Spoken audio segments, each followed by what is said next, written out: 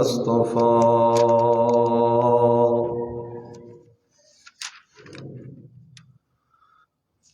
خصوصا على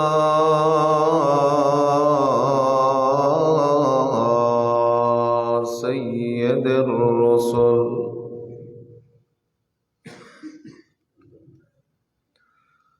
على سيد الرسل وخاتم الأنبياء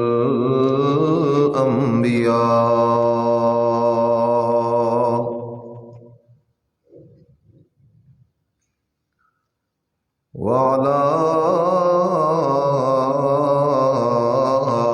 آله وأصحابه الأتقياء.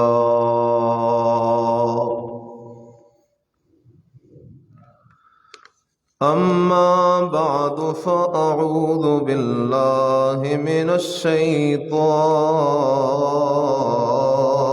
الرجيم. بسم الله الرحمن الرحيم.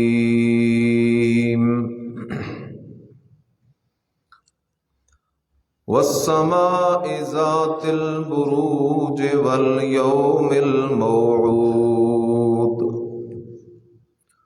وشاهد ومشهود. قتل أصحاب الأخدود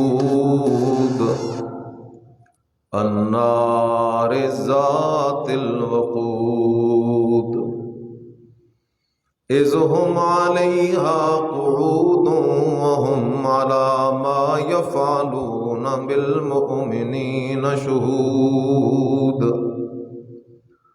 وما نقموا منهم إلا أن يؤمنوا بالله العزيز الحميد الذي له ملك السماوات والأرض والله على كل شيء شهيد. إن الله وملائكته يصلون على النبي يا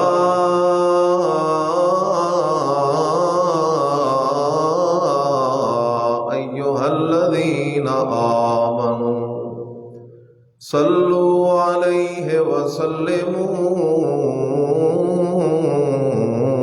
تسليما. اللهم صل على محمد وعلى آل محمد كما صليت على إبراهيم وعلى آل إبراهيم إنك حميد مجيد. اللهم بارك على محمد وعلى آل محمد كما باركت على إبراهيم وعلى آل إبراهيم إنك حميد مجيد. سبحان ربك رب العزة عما يصفون وسلام على المرسلين والحمد لله رب العالمين.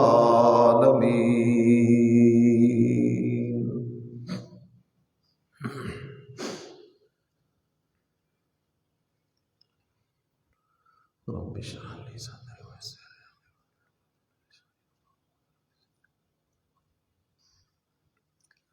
انتہائی قابل صد احترام مسلمان دوستوں، بھائیوں، بزرگوں، میں نے آپ کی خدمت میں پارہ نمبر 30 سورۃ البروج کی ابتدائی آیات طیبات تلاوت کی ہے. رب ذوالجلال سے دعا ہے کہ رب کریم محض اپنی فضل، توفیق اور کرم سے مجھے تا دم آخر حق بات کہنے اور سب کو اس پہ عمل کر کے آخرت کی تیاری کی توفیق نصیب فرمائے۔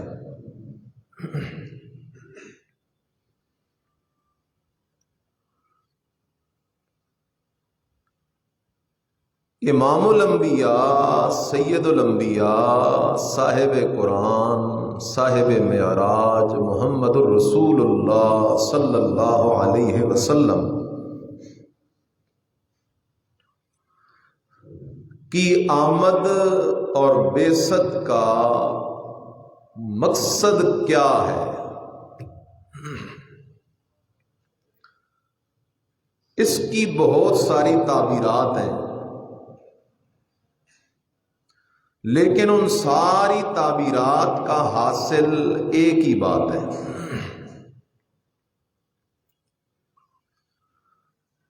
نبی کریم صلی اللہ علیہ وسلم کی آمد اور بعثت کا مقصد، یعنی نبی علیہ الصلوۃ والسلام کو اللہ نے نبوت کیوں عطا کی، اس کا کوئی مقصد خامخواہ ہوگا۔ تو آج یہ بات سمجھنی ہے کہ میرے مدنی کی آمد، بعثت کا مقصد کیا ہے۔ نبی کریم صلی اللہ علیہ وسلم کی نبوت سے پہلے بھی عرب کے لوگ عبادت کیا کرتے تھے۔ مشرکین مکہ ہوں، یہودی ہوں، عیسائی ہوں، وہ عبادتیں کرتے تھے، روزے رکھتے تھے، حج کرتے تھے، طواف بیت اللہ کرتے تھے، قربانی کیا کرتے تھے۔ تو عبادتیں تو ہو رہی تھیں،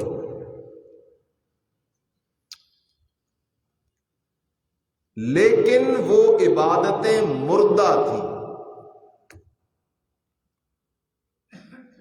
ان عبادتوں میں جو عبادت کی روح ہے وہ موجود نہیں تھی۔ یہودی اپنے عبادت خانوں میں، عیسائی اپنے عبادت خانوں میں، مشرکین مکہ مسجد حرام اور بیت اللہ میں اللہ کے لیے سجدے کیا کرتے تھے، بلکہ یہودی عیسائی تو کہتے تھے ہم اللہ کے پیارے ہیں اور ہم اللہ کے بیٹے ہیں، لیکن ان کی وہ عبادتیں مردہ تھیں۔ ان کی وہ نماز نہیں تھی، روزہ نہیں تھا، حج نہیں، زکوٰۃ نہیں، سجدہ نہیں، طواف نہیں۔ ان کی ساری عبادتیں اللہ ان کے منہ پہ مار دیتا تھا۔ اس لیے رب تعالی نے اپنے آخری نبی کو بھیجنے کا فیصلہ کیا تاکہ میرا آخری نبی جا کر وہ مسئلہ بیان کرے جس مسئلے کے بیان کے بعد لوگوں کی مردہ عبادتیں زندہ ہو جائیں، لوگوں کی مردود عبادتیں مقبول ہو جائیں، لوگوں کے مردود سجدے مقبول سجدے بننے لگے، لوگوں کے مردود طواف مقبول طواف بننے لگے، لوگوں کی مردود نمازیں مقبول نمازیں بننے لگے، لوگوں کی شرک والی عبادتیں رب کی توحید والی عبادتیں بننے لگے۔ جس طرح ہم میں سے ہر بندے کا ایک بدن ہے اور اس بدن کے اندر ایک روح ہے، جب تک روح ہے یہ بدن زندہ ہے، کھاتا ہے، پیتا ہے، بولتا ہے، سنتا ہے، چلتا ہے، پھرتا ہے، لیکن جیسے ہی بدن سے روح نکلی تو یہ بدن مردہ ہو گیا۔ اسی طرح جتنی بھی عبادات ہیں، چاہے وہ بدنی ہو، چاہے وہ مالی ہو، چاہے وہ زبانی ہو، ساری عبادات کی مثال بدن اور ڈھانچے والی ہے اور ساری عبادتوں کی روح وہ مسئلہ ہے جو مقصد ہے آمد مصطفیٰ صلی اللہ علیہ وسلم۔ اللہ اکبر۔ حدیث پاک میں آتا ہے، بخاری شریف کی حدیث ہے، قیامت کا دن ہوگا، محشر کا میدان ہوگا، فیصلوں کا دن ہوگا، تو وہ لوگ جو دنیا میں بتوں کی پوجا کرتے رہے، آگ اور سورج اور چاند کی پوجا کرتے رہے، وہ تو پہلے نمبر پر جہنم میں چلے جائیں گے، ان کو جہنم میں ڈال دیا جائے گا۔ پیچھے محشر کے میدان کے اندر 3 جماعتیں رہ جائیں گی، 3 جماعتیں محشر کے میدان میں کھڑی رہ جائیں گی۔ بتوں کے پجاری گئے جہنم میں، آگ کے پجاری گئے جہنم میں، سورج اور چاند اور ستاروں کے پجاری گئے جہنم میں، قبروں کے پجاری گئے جہنم میں۔ پیچھے محشر کے میدان میں 3 جماعتیں کھڑی رہ جائیں گی۔ ایک طرف یہودی اکٹھے ہو کے کھڑے ہوں گے، دوسری طرف عیسائی اکٹھے کھڑے ہوں گے، اور درمیان کے اندر وہ جماعت کھڑی ہوگی یعبد اللہ تعالی، جو دنیا میں اللہ ہی کی عبادتیں کرنے والے تھے۔ کم و بیش 1.25 لاکھ نبیوں کی محنت کا خلاصہ اور نچوڑ وہ درمیان میں علیحدہ کھڑے ہوں گے۔ خیال کرنے کی بات ہے، اللہ پاک عیسائیوں سے پوچھے گا تم کیوں کھڑے ہو؟ عیسائیوں سے اللہ پوچھے گا تم کیوں کھڑے ہو؟ میں نے تو اعلان کر دیا کہ جو شرک کرنے والے تھے ان کا ٹھکانہ جہنم ہے، ابھی تک تم یہاں کیوں کھڑے ہو؟ تو عیسائی آگے سے کہیں گے اللہ پاک ہم نے بتوں کی عبادت تو نہیں کی، ہم تو تیرے بیٹے حضرت عیسیٰ کی عبادت کرتے رہے۔ بالفاظ دیگر عیسائی کہیں گے اللہ ہم مشرک نہیں، ہم عاشق ہیں۔ مشرک تو وہ ہو جو بت کو اللہ کے ساتھ شریک سمجھے، مشرک تو وہ ہو جو پتھر کو اللہ کے ساتھ شریک سمجھے، مشرک تو وہ ہو جو اللہ کے ساتھ کسی سورج چاند ستارے کو شریک سمجھے۔ اللہ پاک ہم تو تیرے بیٹے حضرت عیسیٰ کو تیرا شریک سمجھتے رہے، ہم تو مشرک نہیں۔ اللہ جواب دے گا کذبتم، تم پرلے درجے کے جھوٹے ہو، تم جھوٹ بول رہے ہو، میں اللہ کا نہ کوئی بیٹا ہے اور نہ میں اللہ کی کوئی بیوی ہے۔ حکم ہوگا ان کو بھی جہنم میں ڈال دو۔ پھر اس طرف سے اللہ یہودیوں سے پوچھے گا تم کیوں کھڑے ہو؟ یہودی کہیں گے اللہ پاک ہم نے بھی تو تیرے ساتھ بتوں کو شریک نہیں کیا، ہم بھی تو تیرے پیارے تیرے بیٹے حضرت عزیر کو تیرے ساتھ شریک سمجھتے رہے۔ تو اللہ پاک انہیں بھی کہے گا کذبتم، تم بھی جھوٹے ہو، میں اللہ نے اپنے لیے کسی کو بیٹا منتخب نہیں کیا۔ ان کو بھی جہنم میں ڈال دیا جائے گا۔ تو یہاں ایک مسئلہ سمجھ لیجئے، شرک شرک ہے، چاہے اللہ کے ساتھ کوئی بت کو شریک کرے، کوئی سورج کو شریک کرے، کوئی چاند کو شریک کرے، کوئی صاحب قبر کو شریک کرے، کوئی پیغمبر کو شریک کرے، کوئی ولی کو شریک کرے، شرک شرک ہے۔ اس لیے دن قیامت کا ہوگا، عدالت میرے رب کی ہوگی۔ یہ قرآن ہے، سورۃ المائدہ کا آخر ہے۔ نبی کریم صلی اللہ علیہ وسلم فرماتے ہیں رب کی عدالت میں حضرت عیسیٰ علیہ السلام کھڑے ہوں گے، اور حضرت عیسیٰ علیہ السلام پر اتنا روب طاری ہوگا اللہ پاک کا کہ حضرت عیسیٰ علیہ السلام کپ کپا رہے ہوں گے۔ اللہ حضرت عیسیٰ علیہ السلام سے سوال کرے گا وَإِذْ قَالَ اللَّهُ يَا عِيسَى ابْنَ مَرْيَمَ أَأَنْتَ قُلْتَ لِلنَّاسِ اتَّخِذُونِي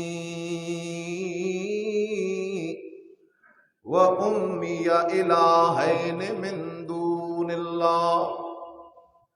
اللہ پوچھے گا اے عیسیٰ بیٹا مریم کا، یہ عیسائی کھڑے ہیں جو دعویٰ کر رہے ہیں کہ ہمیں حضرت عیسیٰ کہہ کر گئے تھے جب مصیبت کا وقت آئے تو یا عیسیٰ مدد کی آوازیں لگانا، ہمیں حضرت عیسیٰ کہہ کر گئے تھے میرے نام کی نظر نیازیں منتیں منوتیں دینا، ہمیں حضرت عیسیٰ کہہ کر گئے تھے مجھے حاجت روا مشکل کشا داتا دستگیر سمجھنا، ہمیں حضرت عیسیٰ یہ سبق پڑھا کے گئے تھے کہ اللہ کے ساتھ مجھے اور میری اماں مریم کو شریک سمجھنا۔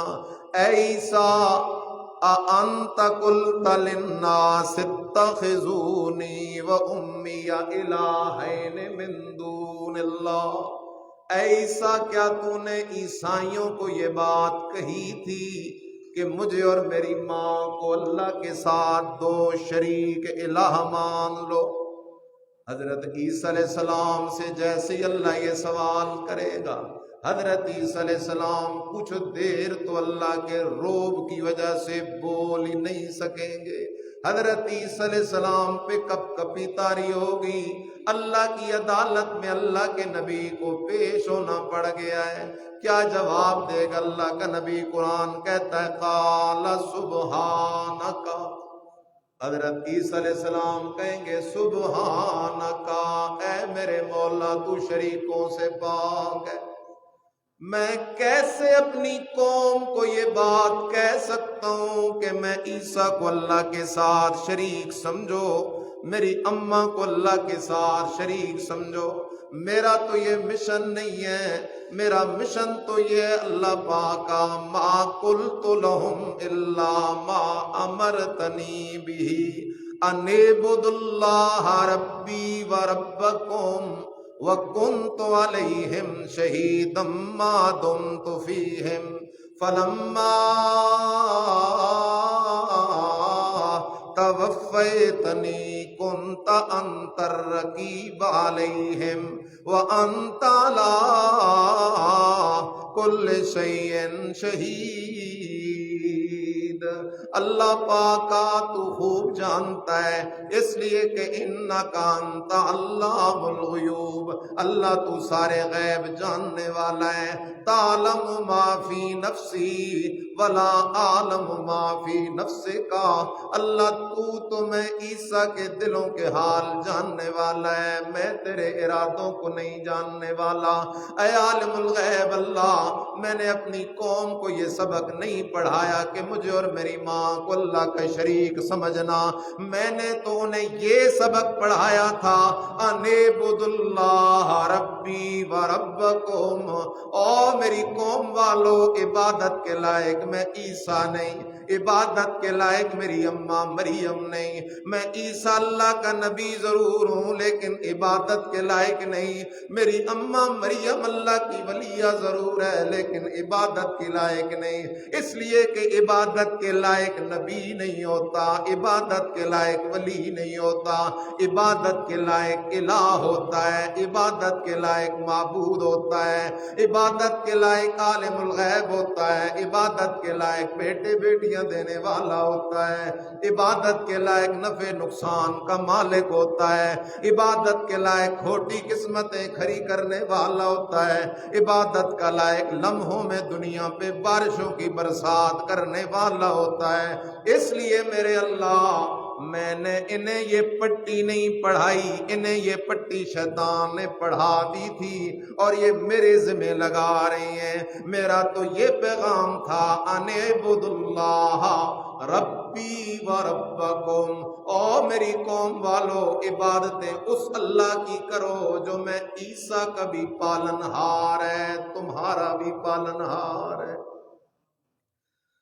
اللہ اکبر۔ اس لیے ذہن صاف کر، عشق کر ولیوں سے، پیار کر نبیوں سے، لیکن ولی سے عشق کا یہ مطلب نہیں کہ ولی کو اللہ کا شریک سمجھ۔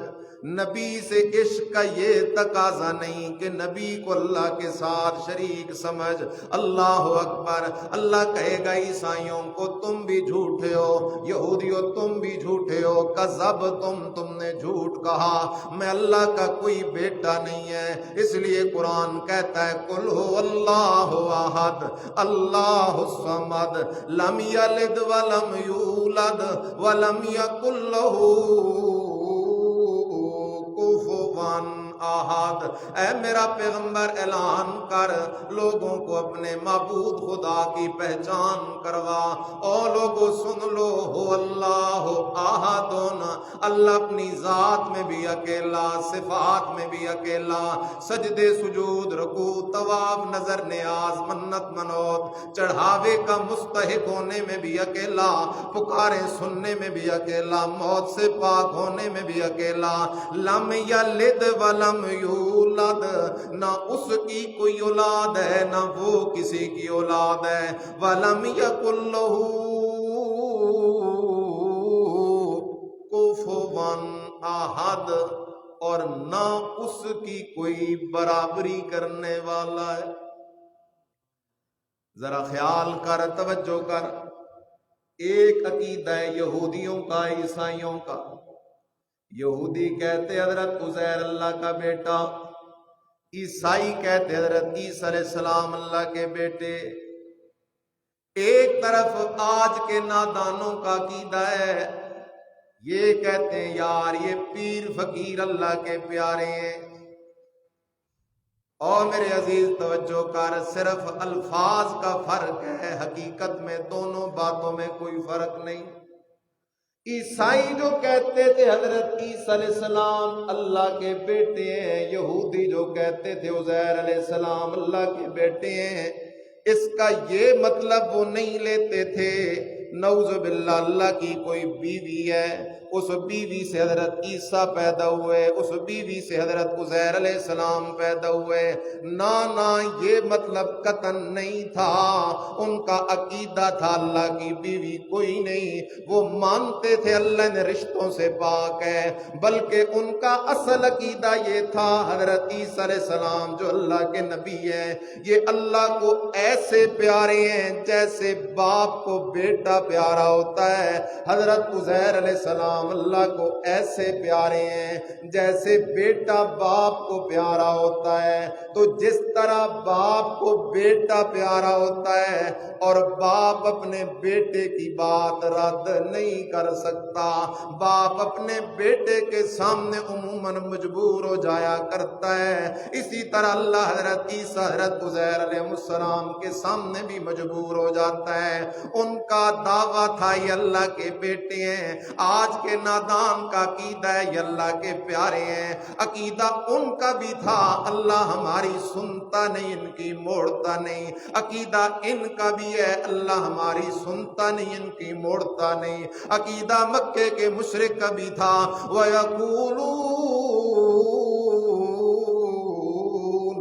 ہؤلاء شفاعنا عند اللہ۔ مکے والوں کو جب آمنہ کے لال نے کہا او میری قوم والو، لات منات عزا کو اللہ کا شریک نہ سمجھو، لات منات عزا کے سجدے نہ کرو، رکوع نہ کرو، طواف نہ کرو، ان کے نام کی منتیں منوتے نہ دو، چڑھاوے نہ دو۔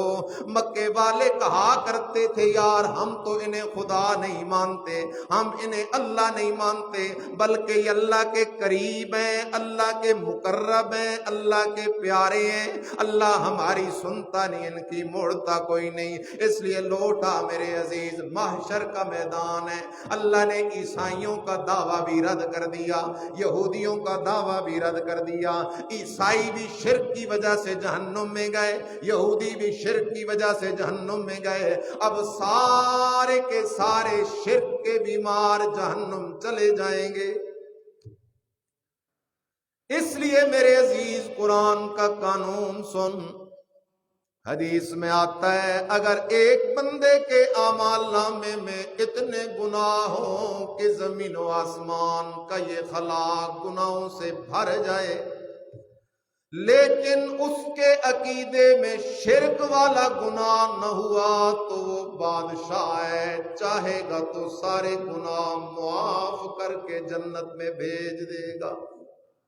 لیکن اگر یہ زمین و آسمان کا خلا نیکیوں سے بھر جائے، نمازوں روزوں صدقوں خیرات سے بھر دیا جائے، لیکن عقیدے میں رائی کے دانے کے برابر شرک موجود ہوا، ایسے بندے کی کوئی بخشش نہیں ہے۔ قرآن کہتا ہے ان اللہ لا یغفر ان یشرک بہ ویغفر ما دون ذلک لمن یشاء۔ او میرے بندو، میں اللہ کا قانون سن لو، اگر شرک والا گناہ کر کے میرے دربار میں آئے تو میں اللہ نے تمہیں بخشنا کوئی نہیں۔ وَيَغْفِرُ مَا دُونَ ذَلِكَ لِمَن يَشَاءُ، اس کے علاوہ جو گناہ ہوں گے اگر میں چاہوں گا تو معاف کر دوں گا۔ اللہ پاک کا کوئی تھوڑی سی چھوٹ، اللہ کہتا ہے حتیٰ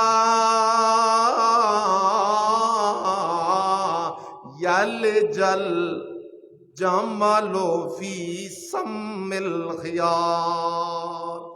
او میرا بندہ ایک سوئی اٹھا لے، سوئی کے سوراخ کو غور سے دیکھ، اگر سوئی کے سوراخ سے اونٹ گزر جائے تو مشرک بھی میری جنت میں داخل ہو جائے گا، لیکن اگر سوئی کے سوراخ سے اونٹ کا گزرنا تیری عقل میں نہیں آتا تو مشرک کا داخل ہونا بھی ممکن کوئی نہیں۔ سارے جہنم چلے جائیں گے، خیال کرو، بخاری شریف کی حدیث ہے، ایک جماعت میدان محشر میں کھڑی رہ جائے گی، جس جماعت میں کم و بیش 1.25 لاکھ نبی بھی کھڑے ہوں گے، ان نبیوں کے ماننے والے بھی کھڑے ہوں گے۔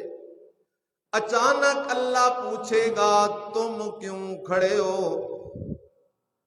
وہ کہیں گے ہم بھی اپنے معبود خدا کا دیدار کرنے کے لیے کھڑے ہیں، وہ معبود جس معبود کے لیے ہم نے دنیا میں کفار اور مشرکین سے رشتے ناتے دوستیاں بھی ختم کر دی تھیں، بڑیاں مجبوریاں ہونے کے باوجود بھی ہم نے اس کے ساتھ کسی کو شریک کرنے والے کے جنازے میں کبھی شرکت نہ کی، اس کے ساتھ کسی کو شریک کرنے والے سے رشتے کا لین دین نہیں کیا، اس کے ساتھ کسی کو شریک کرنے والے کے لیے کبھی مغفرت کی دعا نہیں کی۔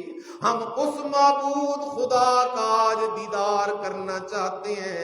اللہ اکبر! اچانک رب کریم ان توحیدیوں کو جن کی عبادتیں مقبول عبادتیں تھیں، جن کی عبادتیں زندہ عبادتیں تھیں، جن کی عبادتوں میں توحید والی روح موجود تھی، وہ زندہ عبادتوں والے توحیدی عابد نبیوں کے سنگ میدان محشر میں کھڑے ہوں گے۔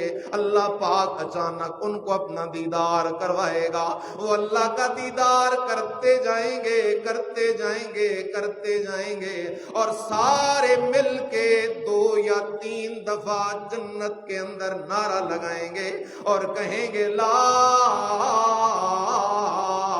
نشرک باللہ شیئا، لا نشرک باللہ شیئا، لا نشرک باللہ شیئا۔ ہم اپنے معبود خدا کے ساتھ کسی چیز کو بھی شریک نہیں کریں گے۔ یہ توحید اتنی برکت والا میوہ ہے، یہ توحید اتنی برکت والا پھل ہے، اگر رب کا دیدار ہونا ہے تو توحید کی برکت سے، نبیوں کا دیدار ہونا ہے تو توحید کی برکت سے، ولیوں کا دیدار ہونا ہے تو توحید کی برکت سے، وہ جنت کی نہروں والی نعمتیں ملنی ہیں تو توحید کی برکت سے، جنت کے حور و غلمان ملنے ہیں تو اس توحید کی برکت سے۔ لا نشرک باللہ شیئا۔ ذرا توجہ کر میرے عزیز، مسئلہ تو سمجھ۔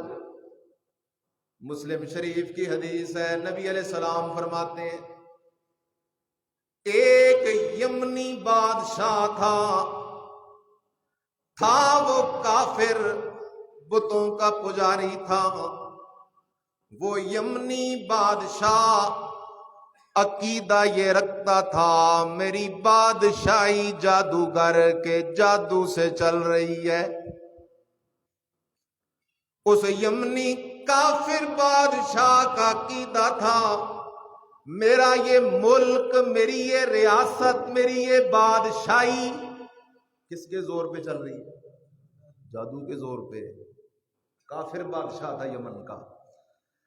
اس لیے توجہ کر، مومن کا عقیدہ یہ ہونا چاہیے میرا گھر بھی چلتا ہے تو کس کی رحمت سے، میری دکان بھی چلتی ہے تو کس کی رحمت سے، میرا شہر، میری بستی، میرا ملک، بلکہ ساری دنیا کا نظام، ساری دنیا کا نظام چلتا ہے تو کس کے حکم سے چلتا ہے؟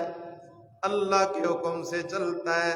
اور کافر کا عقیدہ یہ ہوتا ہے، کبھی وہ سوچتا ہے یہ دنیا کا نظام جادوگر کے جادو سے چل رہا ہوتا ہے، اسی کا نیا ایڈیشن آیا، اور آج کلمہ پڑھنے والے مسلمان کی دکان میں بھی تعویذ کے نقشے لٹکے ہوتے ہیں، مسلمان کی گاڑی کے شیشوں کے ساتھ بھی تعویذ کے نقشے لٹکے ہوتے ہیں، اور اس کا بھی یہ عقیدہ اور نظریہ بنا پڑا ہے کہ اس تعویذ سے میری دکان چل رہی ہے، اس تعویذ سے میرے گھر کا نظام چل رہا ہے۔ نہ میرے عزیز، نہ میرے عزیز، نہ میرے عزیز، ان سارے نظاموں کو چلانے والا کون ہے؟ دوسرا مسئلہ بھی سمجھ ذرا۔ کئی لوگ آتے ہیں کہتے ہیں لگتا یوں ہے ہم پہ کسی نے جادو کر دیا ہے، اور جب عاملوں کے پاس جاتے ہیں تو کہتے ہیں تجھ پہ کالا جادو ہو گیا ہے۔ کون سا جادو؟ یہ پتہ نہیں سفید جادو کون سا ہوگا۔ تجھ پہ کالا جادو ہو گیا ہے، اچھا تو کیا کرنا پڑے گا؟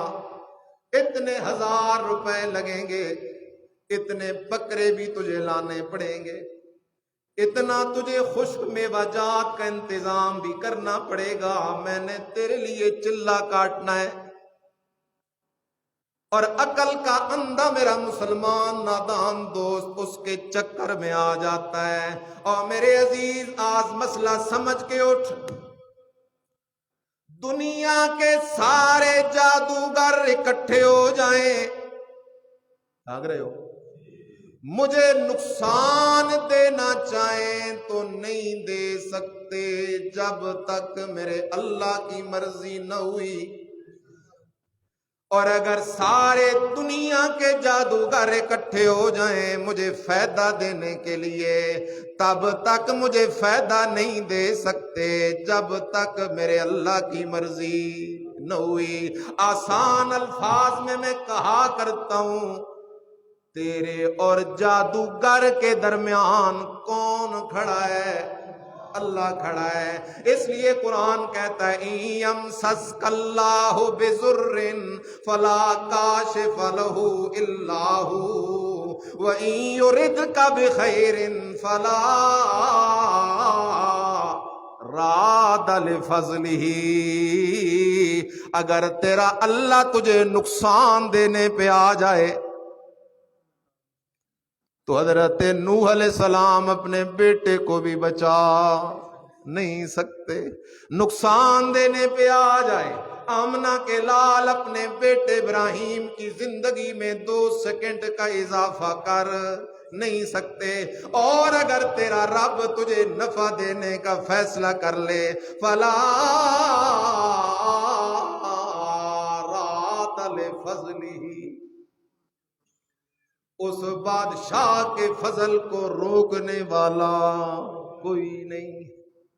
اس لیے ذہن کو صاف کر، تعویذگر کے تعویذ سے ککھ نہیں ہونے والا، جادوگر کے جادو سے ککھ نہیں ہونے والا، ہوگا وہ جو کون چاہے گا۔ تو یمن کا کافر بادشاہ تھا، اس کا عقیدہ یہ تھا میری بادشاہی جادوگر کے جادو سے چل رہی ہے. وہ جادوگر بوڑھا ہو گیا. جادوگر بادشاہ کو آ کے کہتا ہے بادشاہ سلامت، میں بوڑھا جو ہو گیا ہوں، زندگی کا پتہ نہیں لگتا، کوئی ذہین بچہ میرے حوالے کر، میں اس بچے کو جادو کا علم سکھاؤں تاکہ میرے بعد بھی تیری بادشاہی چلتی رہے. بادشاہ نے ایک ذہین بچہ منتخب کیا اور اس ذہین بچے کو کہا کہ تو روزانہ جادوگر کے پاس جایا کر، تو نے جادوگر سے جادو والا علم سیکھنا ہے. اس بچے نے جادوگر کے پاس آنا جانا شروع کر دیا. اللہ اکبر. ایک دن اتفاق ایسا ہوتا ہے بچہ جادوگر کے پاس سے واپس آ رہا ہے، دیکھا رستے کے اندر ایک عیسائی راہب بیٹھا ہوا ہے. ایک عیسائی راہب. عیسائیت میں رہبانیت تھی، وہ لوگ تنہائی میں بیٹھ جاتے اللہ اللہ کرنے میں زندگی گزار دیتے تھے. لیکن لا رہبانیت فی الاسلام، اسلام میں رہبانیت کی کوئی گنجائش نہیں ہے. یہ جو ہمارے ہاں ہے نا، اس نے الٹا لٹک کے چلا کاٹا ہوا ہے، اس نے بھوکا رہ کے چلا کاٹا ہوا ہے. اسلام میں ان چلوں کا کوئی تصور نہیں ہے. ابو بکر صدیق نے کوئی چلا، فاروق اعظم نے کوئی چلا، عثمان ذو النورین نے کوئی چلا، پیارے علی المرتضیٰ نے کوئی چلا. لا رہبانیت فی الاسلام. حتیٰ کہ ایک دفعہ حضرت عمر رضی اللہ تعالیٰ عنہ کا ایک علاقے سے گزر ہوا، دیکھا گرمی ہے زور کی اور کچھ عیسائی کڑکتی دھوپ میں بیٹھ کے اللہ کی عبادت کر رہے ہیں، ان کے بدنوں سے گوشت بھی ختم ہو رہا ہے. تو آپ نے فوراً سورۃ الغاشیہ کی آیات پڑھی، عاملۃ ناصبہ تصلی نارا حامیہ. عمل کر کر کے یہ تھک گئے ہیں لیکن مرتے ہی سیدھا جہنم چلے جائیں گے، کیونکہ ان کے عملوں میں توحید والی روح موجود. بارہا اس بچے نے دیکھا ہے کہ راہب بیٹھا ہوا ہے. خیال کرنا، ذرا توجہ کرنا. وہ بچہ بھی چلا گیا، راہب کے پاس بیٹھ گیا اور راہب اللہ کی توحید کا درس دے رہا تھا. راہب اللہ کی توحید کا درس دے رہا تھا. حدیث میں لفظ ہیں فَأَعْجَبَهُ كَلَامُهُ. وہ بچہ کئی دنوں سے جادوگر کے پاس آ جا رہا تھا لیکن اسے جادوگر کی صحبت نے متاثر نہیں کیا. جیسی وہ بچہ راہب کی مجلس میں پہنچا، راہب کی بات سنی تو بچے کو راہب کی باتیں اچھی لگنے لگی، کیونکہ توحید دین فطرت ہے. جس کی عقل اور دل شرک والے حاشیوں سے پاک ہو اس پہ توحید فوراً اثر کرتی ہے. اللہ اکبر. ہاں مکے کا ماحول ہے بھائی. واقعہ کہیں سے میرے ذہن میں آ گیا. حضرت طفیل دوسی رضی اللہ تعالیٰ عنہ بڑا شاعر ہے، بڑا ادیب ہے. حضرت طفیل دوسی رضی اللہ تعالیٰ عنہ نے سنا مکے میں ایک جوان ہے جو دعویٰ کر رہا ہے کہ میں اللہ کا رسول ہوں. چلو چلتے ہیں مکے جا کے اس جوان کی بات تو سن لے. حضرت طفیل دوسی رضی اللہ تعالیٰ عنہ نے مکے کا سفر کیا. جیسے ہی حضرت طفیل دوسی مکے پہنچتے ہیں، مکے کے سردار حضرت طفیل دوسی کو گھیر لیتے ہیں اور کہتے ہیں طفیل دوسی محمد کی بات نہیں سننی، تجھ سے پہلے جتنے لوگ بھی اس کی بات سننے گئے ہیں وہ اسی کے ہو جاتے ہیں. ان میں سے لوٹ کے کوئی نہیں آتا، اس کے کلام میں ایسا سحر ہے، اس کے کلام میں ایسا جادوئی اثر ہے، لوٹ کے نہیں آتا۔ حضرت طفیل دوسی رضی اللہ تعالیٰ عنہ فرماتے ہیں مکے کے سردار مجھے کوئی کہتا محمد کریم صلی اللہ علیہ وسلم کے بارے عبداللہ کے بیٹے نے باپ دادا کا دین چھوڑ دیا ہے، عبداللہ کا بیٹا تو سارے دینوں کا منکر ہے، عبداللہ کا بیٹا تو نیا دین لے کے آ گیا ہے۔ حضرت طفیل دوسی کہتے ہیں انہوں نے میرے دماغ میں اتنی نفرت بھری، اتنا پراپیگنڈا بھرا، میں نے اپنے کانوں میں روئی ڈال لی کہیں محمد کی آواز میرے کانوں میں نہ پڑ جائے۔ کئی دن میں جب گھر سے نکلتا تو کانوں میں روئی دے کے پھر رہا ہوتا۔ اللہ اکبر۔ حضرت طفیل دوسی رضی اللہ تعالیٰ عنہ کہتے ہیں ایک دن میں بیت اللہ کا طواف کر رہا ہوں، میرے دائیں بائیں مکے کے سردار ہیں، مجھے اپنے حلقے اور حصار میں لے کے جا رہے ہیں، مقصد یہ ہے کہ کہیں یہ محمد کریم سے مل نہ جائے، جیسے ہی ملے گا قرآن اسے محمد کا غلام بنا دے گا۔ مکے کے سردار اپنے حلقے میں حضرت طفیل دوسی کو بیت اللہ کا طواف کروا رہی ہیں۔ حضرت طفیل دوسی کہتے ہیں میں نے دیکھا مکہ کے اندر بیت اللہ کے دامن میں ایک جوان کھڑا ہے، ایسا حسین ہے کہ ایسا حسین پورے عرب میں نے دیکھا کوئی نہیں۔ وہ جوان بیت اللہ کی فضاؤں میں رو رو کے ایک کلام پڑھتا جا رہا ہے، روتا جا رہا ہے، پڑھتا جا رہا ہے، روتا جا رہا ہے۔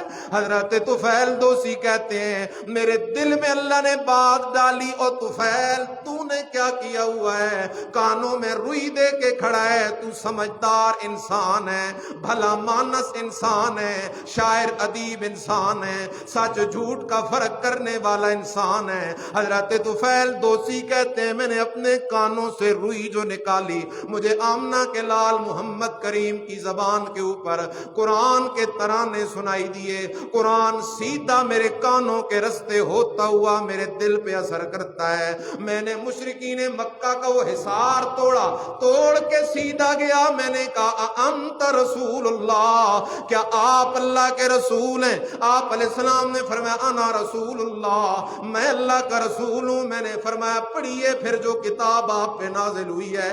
مکے کے مشرک بہت دور کھڑے ایک دوسرے کو آنکھوں سے اشارے کر رہے ہیں۔ گیا طفیل دوسی بھی باپ دادا کے دین سے اب محروم ہونے لگا ہے۔ حضرت طفیل دوسی کہتے ہیں میں قرآن سنتا گیا، قرآن میرے دل کی تختی سے شرک والی غلط تحریروں کو ہٹا کر توحید والی تحریریں قرآن نقش کرتا گیا۔ حضرت طفیل دوسی کو اللہ کے قرآن نے اللہ کے نبی کا غلام بنا دیا۔ یہی حال ہوا، وہ بچہ جب راہب کے پاس گیا تو راہب کے کلام نے بچے کو متاثر کر دیا، بچہ متاثر ہو گیا راہب کے کلام سے۔ اب روٹین بن گئی، وہ بچہ روزانہ راہب کے پاس جانے لگا اور جادوگر کے پاس دیر سے جاتا، پھر جادوگر سے واپس گھر بھی دیر سے پہنچتا۔ جادوگر بھی غصہ کرتا، گھر والے بھی غصہ کرتے۔ راہب نے کہا بیٹا خیال کر، اگر تجھے کوئی سختی کرنے لگے تو کہہ دیا کر میں راہب کے پاس اللہ اکبر میں جادوگر کے پاس لیٹ ہو گیا تھا، میں گھر سے لیٹ نکلا ہوں، یوں راہب سے کہہ دیا کر۔ یہ سلسلہ چلتا گیا چلتا گیا چلتا گیا، آخر ایک دن وہ بچہ آ رہا ہے، دیکھتا کیا ہے سارے لوگ کھڑے ہیں ایک طرف ہو کر، رستہ بند ہے، رستے کے اندر ایک درندہ کھڑا ہے، جنگلی درندہ کھڑا ہے۔ یہ بچہ کیا کرتا ہے، اپنے ہاتھ سے ایک پتھر اٹھاتا ہے، ایک پتھر اٹھا کے کہتا ہے اللہم، اے اللہ پاکا، اگر راہب کی بات سچی ہے تو یہ پتھر میں پھینکوں گا، اس درندے کو قتل کر دے تاکہ لوگوں کے گزرنے کا رستہ صاف ہو جائے۔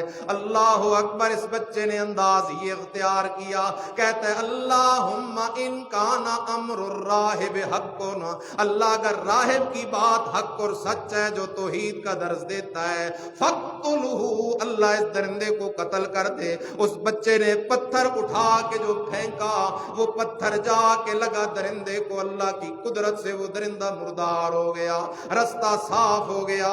بچے کو بات سمجھ آ گئی، حق بات تو راہب کی بات ہے، حق مسئلہ تو راہب کا مسئلہ ہے۔ یہ گیا بچہ راہب کے پاس، راہب کو جناد جا کے اپنی کارگزاری سناتا ہے، حضرت جی آج میں رستے میں آ رہا تھا، ایسے رستہ بند تھا، میں نے پتھر اٹھا کے پھینکا اور اللہ کو پکار کے یہ دعا کی، اللہ اگر راہب کا دین حق ہے تو اس درندے کو مردار کر دے، اس درندے کو قتل کر دے۔ اب مجھے یقین ہو گیا ہے حضرت جی تیرا دین حق ہے۔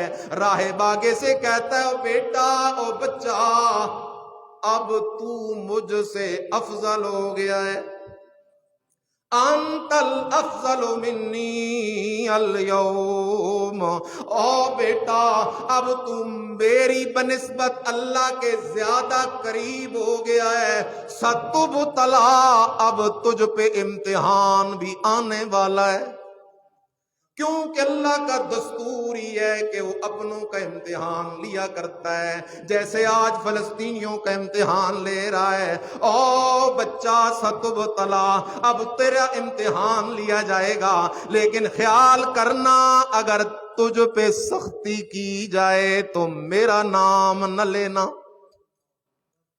میرا نام نہ لینا، یہ دارالکفر ہے، کافر بادشاہ کی حکمرانی ہے، بتوں کے پجاری کی حکمرانی ہے، مجھے اسی وقت بلا کے قتل کر دے گا یہ ظالم، اس لیے بچہ میرا نام نہ لینا۔ اللہ اکبر، وہ بچہ اسی طرح آ جا رہا ہے۔ اللہ پاک نے کیا عجیب کام کیا، اللہ نے اس بچے کو کرامتوں سے نواز دیا، کرامتیں بھی ایسی دیں، یبرئ الاکمہ والابرص، کوڑ کے بیمار کو وہ بچہ ہاتھ لگائے تو وہ صحت مند ہو جاتا ہے، برس کے بیمار کو بچہ ہاتھ لگائے تو صحت مند ہو جاتا ہے، نابینا کی آنکھوں پہ ہاتھ پھیرے تو بچہ صحت مند ہو جاتا ہے۔ اللہ اکبر، توجہ کر ذرا مسئلہ سمجھ، قرآن مجید نے سورۃ المائدہ میں یہ مسئلہ ذکر کیا ہے۔ حضرت عیسیٰ علیہ السلام کو اللہ نے یہ معجزہ دیا تھا، حضرت عیسیٰ علیہ السلام بھی کوڑ کے بیمار کو ہاتھ لگاتے تو ٹھیک ہو جاتے، برس کے بیمار کو ہاتھ لگاتے تو ٹھیک ہو جاتے، مردہ کو ہاتھ لگاتے تو وقتی طور پہ زندہ ہو جاتا۔ اللہ اکبر، اب خیال کرو میرے عزیزا، اپنے ذہن کو متوجہ کر، وہ بچہ اللہ کا ولی ہے، اس ولی کے ہاتھ پہ اللہ نے کرامتیں ظاہر کی ہوئی ہیں، حضرت عیسیٰ اللہ کا نبی ہے، نبی کے ہاتھ میں اللہ نے معجزہ ظاہر کیا ہوا ہے، لیکن مسئلہ یاد کر کے جا، کرامت میں اختیار ولی کا نہیں ہوتا، کس کا ہوتا ہے؟ معجزے میں اختیار نبی کا نہیں ہوتا، کس کا ہوتا ہے؟ یہ نہ سمجھنا کہ وہ بچہ بیماریاں دور کر رہا ہے تو پیر فقیر بیماریاں دور کر سکتے ہیں، یہ نہ سمجھنا کہ حضرت عیسیٰ بیماروں کو ٹھیک کرتے تھے تو نبی بیماریاں دور کر سکتے ہیں، اس لیے کہ قرآن کا ٹل مسئلہ ہے، بیماریاں لگانے والا بھی اکیلا کون ہے، بیماریاں ہٹانے والا بھی اکیلا کون ہے، حتیٰ کہ حضرت ابراہیم خلیل اللہ کہتے ہیں وَإِذَا مَرِضْتُ فَهُوَ يَشْفِينِ، لوگو جب میں ابراہیم خلیل اللہ بھی بیمار ہو جاؤں تو مجھے شفا بھی کون دیتا ہے؟ حضرت ایوب علیہ السلام 18 سال بیمار رہے، اللہ کے پیغمبر ہیں، کتنے سال بیمار رہے؟ 18 سال بیمار رہے۔ اگر آج کے پیر کا ڈنڈا شفا دے سکتا ہے تو نبی کے ہاتھوں کے کیا کہنے ہیں؟ 18 سال اللہ کا نبی بیمار رہا۔ جواب دو گے؟ اپنی مرضی سے بیمار رہے یا اللہ کی مرضی سے؟ اللہ کی مرضی سے۔ اپنی مرضی سے تو 1 منٹ بھی کوئی بیمار 18 سال اللہ کے نبی حضرت ایوب علیہ السلام بیمار رہے، اس لیے مسئلہ سمجھ، شفائیں دینے والا کون ہے؟ عموماً یہ ہوتا ہے لوگ ولی کی کرامت سنا کر ولی نبی کا معجزہ سنا کر دماغ میں یہ بات فٹ کرتے ہیں، دیکھو یار نبی ولی سب کچھ کر سکتے ہیں۔ نہ میرے عزیز، کرامت حق ہے لیکن ہاتھ نبی کا ہوتا ہے، قدرت کس کی ہوتی ہے؟ معجزہ حق ہے لیکن ہاتھ نبی کا ہوتا ہے، قدرت کس کی ہوتی ہے؟ اگر بات سمجھ نہ آئے تو آسان کیے دیتا ہوں۔ دریا کا کنارہ ہے، دریا کا کنارے پہ اللہ کے نبی حضرت موسیٰ علیہ السلام کھڑے ہیں، پریشان کھڑے ہیں۔ بنی اسرائیل والے کہہ رہے ہیں موسیٰ تو نے ہمیں مروا دیا ہے، آگے دریا کی موجیں ہیں، پیچھے فرعون کی فوجیں ہیں، تو نے ہمیں پھنسا دیا ہے۔ اللہ نے کہا ہے موسیٰ تیرے ہاتھ میں جو ڈنڈا شریف ہے، اس ڈنڈے شریف کو دریا کی لہروں پہ مارنا تیرا کام ہے، اور دریا کے اندر سے سڑکیں نکال دینا کس کا کام ہے؟ ڈنڈا مارنا تو موسیٰ پیغمبر کا کام ہے، لیکن رستے نکالنے والا کون ہے؟ اب بھی سمجھنا ہے تو اور ہوگے چل۔ اللہ حضرت موسیٰ علیہ السلام سے کہتے ہیں ما تلک بیمینک یا موسیٰ، اے میرا موسیٰ تیرے ہاتھ میں کیا ہے؟ اللہ یہ میرا عصا ہے، اس کے ذریعے میں بکریوں کے لیے پتے جھاڑتا ہوں درختوں سے وغیرہ وغیرہ۔ اللہ کہتا ہے موسیٰ اس ڈنڈے کو نیچے پھینک ذرا زمین پر۔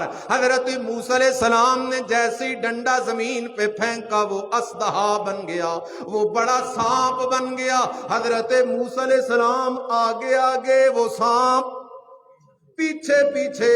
حضرت موسیٰ علیہ السلام بھاگے جا رہے ہیں، بھاگے جا رہے ہیں، بھاگے جا رہے ہیں۔ اللہ نے فرمایا میرا موسیٰ بھاگ نہیں، پیچھے مڑ، اس سانپ کو پکڑنا تیرا کام ہے۔ سَنُعِيدُهَا سِيرَتَهَا الْأُولَى، جس طرح ڈنڈے کو سانپ ہم نے بنایا، اس سانپ کو دوبارہ ڈنڈا بنانا بھی ہمارا کام ہے۔ اس لیے خیال کرو میرے عزیزا، فرق کر معجزے اور کرامت میں حق ہے، لیکن قدرت اور اختیار کس کا ہے؟ آگے چل ذرا۔ اس بچے کو اللہ نے کرامتیں دے دی، بادشاہ کا وزیر ہے، اندھا ہو گیا۔ وزیر کو جو پتہ چلا ہمارے شہر میں ایک بچہ ہے بڑی کرامتوں والا ہے، نابینا کی آنکھوں پہ بھی ہاتھ جو پھیرتا ہے تو وہ بینا ہو جاتا ہے۔ بادشاہ کا وہ وزیر بڑے تحفے ہدیے نذرانے لے کر بچے کی خدمت میں حاضر ہوتا ہے۔ جاگ رہے ہو؟ بڑی قیمتی جگہ آ گئی ہے۔ وہ بچہ اللہ کا ولی ہے، اس کی خدمت میں وہ وزیر بادشاہ کا مالدار لینڈ لارڈ قسم قسم کے تحفے ہدیے نذرانے شکرانے لے کر اس ولی بچے کی خدمت میں آ کر وہ وزیر کہتا ہے میں نے سنا ہے تو نابینا کو بینا کر دیتا ہے۔ الفاظ سن رہے ہو؟ میں نے سنا ہے کہ تو نابینا کو، تو بیماروں کو ٹھیک کر دیتا ہے۔ آج کا کوئی پیر ہوتا نا تو اپنے کپڑوں سے باہر نکلتا، کہتا ہاں ہاں یہ میں ہی کرتا ہوں، لیکن یہ تو اللہ کا سچا ولی ہے، اور ولی کی پہچان یہ ہوتی ہے وہ کمال کی نسبت اپنی طرف نہیں کرے گا، کس کی طرف کرے گا؟ ولی وہ ہے جو کہے گا میرے پلے ککھ نہیں، سب کچھ کس کے اختیار میں ہے۔ ایک دم وہ بچہ بول پڑا آئے ہائے لا اشفی احدن۔ او وزیر کانوں کی کھڑکیاں کھول کے سن لے، میں کسی کو شفا نہیں دینے والا، انما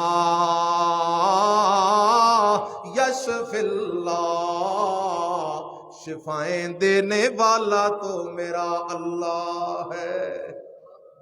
انما یشفی اللہ، وہ وزیر کہتا ہے اچھا میں بھی نابینا ہوں، پھر میرا بھی علاج کرنا۔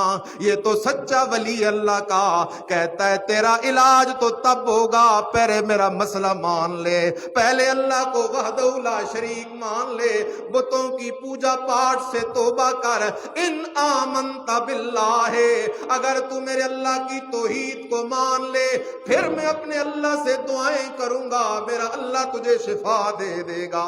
یہ سچے ولی کی نشان ہے، یہ سچے ولی کی علامت ہے۔ وہ ولایت کو کاروبار نہیں بناتا، وہ ولایت کو دھندا نہیں بناتا۔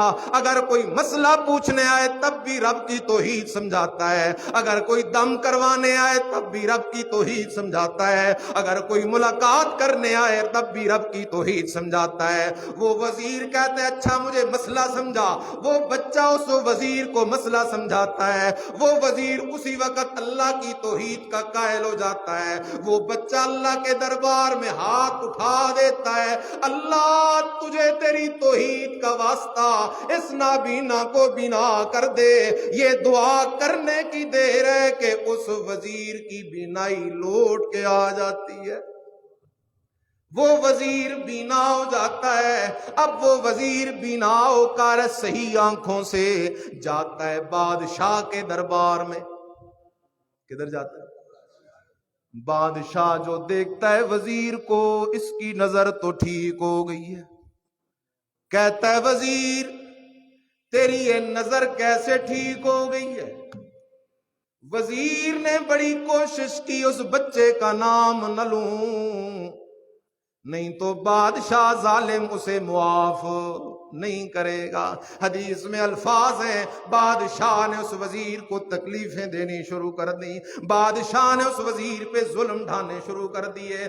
اللہ اکبر، اتنی تکلیفیں دی بادشاہ نے اس وزیر کو، آخر اس وزیر کی زبان سے اس بچے کا نام نکل گیا، اس بچے کو گرفتار کروایا گیا، گرفتار کر کے بادشاہ کے سامنے جو پیش کیا گیا، بادشاہ فوراً اس بچے کو دیکھ کے پہچان گیا، کہتا ہے اچھا تو وہی ہے جس کو میں نے جادوگر کے پاس بھیجا تھا، تو جادو میں اتنا تکڑا ہو گیا ہے، مجھے تو اس بات کا پتہ کوئی نہیں۔ وہ بچہ ایک دم آگے سے للکار کے کہتا ہے بادشاہ یہ جادو نہیں، یہ میرے رب کی قدرتیں ہیں، میں کسی کو شفا نہیں دینے والا، انما یشفی اللہ، شفائیں دینے والا تو اکیلا اللہ ہی ہے۔ اتنی بات جو ہوتی ہے بادشاہ کہتا ہے اللہ کا رب غیری، کیا تیرا میرے علاوہ بھی کوئی رب ہے؟ وہ آگے سے للکار کے کہتا ہے بادشاہ ربی و رب کا و رب کل شیء هو اللہ، میرا رب بھی اللہ، تیرا رب بھی اللہ، کائنات کی ہر چیز کا رب اکیلا اللہ ہے۔ بادشاہ کیا کرتا ہے، اس وزیر کو بھی اس بچے کو بھی تکلیفیں دینی شروع کر دیتا ہے۔ آخر اس بچے کی زبان پہ اس راہب کا نام بھی آ جاتا ہے، راہب بھی گرفتار ہو گیا، اب اس راہب پہ بھی ظلم شروع ہو گیا، حتیٰ کہ بادشاہ ظالم کیا کرتا ہے، ایک آرا منگواتا ہے، بچے کے سامنے پہلے وزیر کو ذبح کرواتا ہے، پھر راہب کو ذبح کرواتا ہے۔ میں کہا کرتا ہوں اس وزیر اور راہب کے مقدر جاگ گئے، کیونکہ قرآن کہتا ہے جو ڈٹ کے اپنی جان اللہ کے لیے قربان کر جائے، جیسے آج فلسطین کا مسلمان قربانیاں دے رہا ہے، ڈٹ کے اپنی جان رب کے کھاتے ڈال دے، اللہ ایسے مسلمان کے لیے جنت کے 8 دروازے کھلوا دیتا ہے۔ دونوں آرے سے ذبح کر دیے گئے، کاٹ دیے گئے۔ اب بادشاہ اپنی جو اس کی کابینہ ہے اس کے ذریعے فیصلہ کرتا ہے اس بچے کو بھی قتل کرواؤ، نہیں تو ہمارے دین کی جڑیں نکال دے گا۔ اپنے فوجی بلاتا ہے اور کہتا ہے اس بچے کو لے جاؤ پہاڑ کی چوٹی پہ چڑھ کے پہاڑ کی چوٹی سے نیچے پھینک دو۔ وہ اس بچے کو لے کر پہاڑ کی چوٹی پہ چڑھ جاتے ہیں۔ اللہ اکبر۔ وہ بچہ پہاڑ کی چوٹی سے کھڑے ہو کر یوں آسمان کی طرف دیکھتا ہے اور کہتا ہے اللہم اکفنیہم بما شئت، اللہ مجھے بچا لے جیسے تیری مرضی ہو۔ اللہ پہاڑ کو حکم دیتا ہے پہاڑ جلدی کر، پہاڑ پہ زلزلہ آتا ہے، اس کے سارے کارندے مردار ہو جاتے ہیں۔ بچہ پھر چلتے چلتے بادشاہ کے دربار میں، بادشاہ کہتا ہے میرے کارندے کدھر گئے، میرے بندے کدھر گئے؟ کہتا ہے انہوں کو تو میرے رب نے ہلاک کر دیا ہے۔ پھر بادشاہ اور کارندے بھیجتا ہے، کہتا ہے لے جاؤ اسے کشتی میں بٹھا کے دریا کے درمیان میں لے جاؤ اور وہاں دریا کے درمیان میں سے غرق کر کے آ جاؤ۔ وہ اسے لے کے جاتے ہیں دریا کے وسط میں، کشتی سے جیسے پھینکنے لگتے ہیں، وہ بچہ پھر آسمان کی طرف دیکھ کے کہتا ہے اللہم اکفنیہم بما شئت، اللہ مجھے بچا لے جیسے تیری مرضی ہو۔ اس بچے نے یہ آواز جو دی، دریا کے اندر موجیں یوں اپنا جوش پکڑتی ہیں اور وہ سارے غرق ہو جاتے ہیں۔ بچہ پھر بادشاہ کے دربار میں، بادشاہ کہتا ہے اب ہوگا کیسے یہ مسئلہ حل؟ وہ بچہ کہتا ہے بادشاہ اگر تو مجھے قتل کرنا چاہتا ہے طریقہ میں بتاتا ہوں، میری جان لے لے گا، کیا کروں؟ وہ بچہ کہتا ہے اپنی ساری ریاست کے لوگوں کو جمع کر، پھر میں تجھے طریقہ بتلاؤں گا۔ ساری ریاست کے لوگ ایک میدان میں جمع ہو گئے۔ بچہ کہتا ہے تیر نکال، اور جب تیر تو مجھے مارنے لگے تو زبان سے پڑھ بسم رب ھذا الغلام، میں یہ تیر اس بچے کے رب کا نام لے کے چلانے لگا ہوں۔ بسم رب ھذا الغلام، بسم اللہ الرحمن۔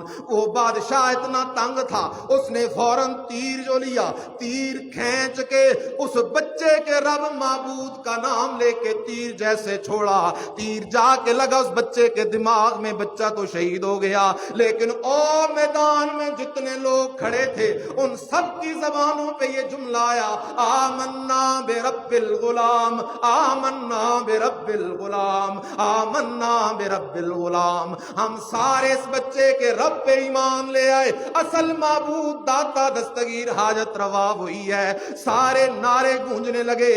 بادشاہ ظالم حکم دیتا ہے کیونکہ ضدی تھا، ہٹ درم تھا، کہتا ہے گلی کوچوں کے اندر خندقیں کھدوا دو، ان میں آگ جلا دو، جو بھی اس بچے کے دین پہ قائم رہے اسے آگ میں پھینکتے جاؤ۔ ہر گلی چوک چوراہے کے سامنے اس نے خندقیں کھدوا کر آگ جلا دی اور مردوں عورتوں بچوں کو اٹھا اٹھا کے اس آگ میں پھینکتا جا رہا ہے۔ ایک عورت کو پکڑ کے لایا گیا، اس عورت کی گود میں معصوم شیرخوار بچہ ہے، اس بچے کو پکڑ کے اس عورت کے سامنے آگ میں پھینک رہا ہے بادشاہ، اور کہتا ہے چھوڑ اس بچے کا دین، پرانے بتوں والے مذہب پہ آ جا۔